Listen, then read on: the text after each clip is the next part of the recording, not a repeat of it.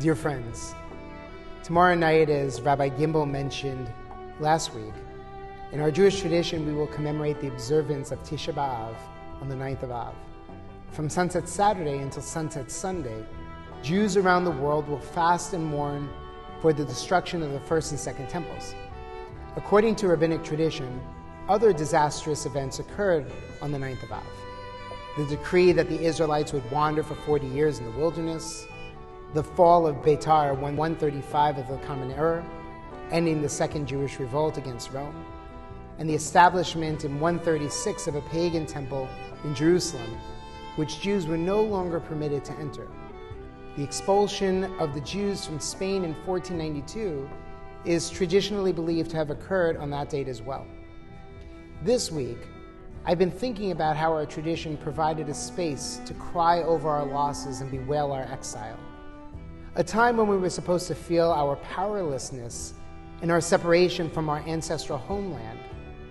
And Tisha B'Av is supposed to acknowledge the emotional and spiritual pain of our people's exile. But here's the problem with this understanding. We are no longer in exile.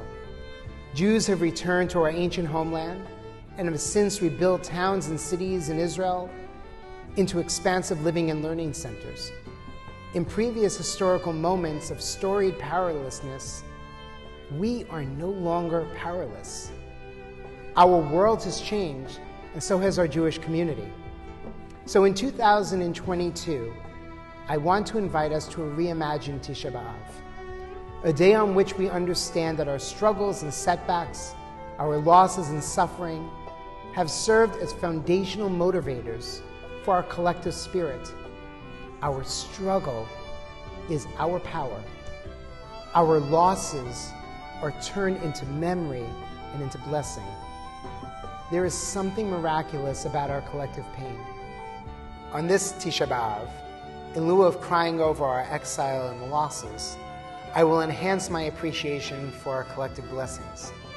I will acknowledge those who over the centuries accepted hardship, experienced sorrow, and even suffered death so that we, as a Jewish people, could survive.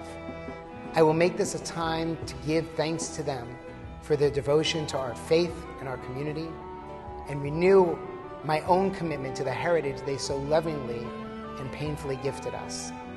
I will remember what was historical doesn't have to be our forever. We are inheritors of survivors, of resilience, and of power. Let us not forget to recall their struggles, but also not to forget to honor and celebrate their many gifts. Amen. Shabbat Shalom.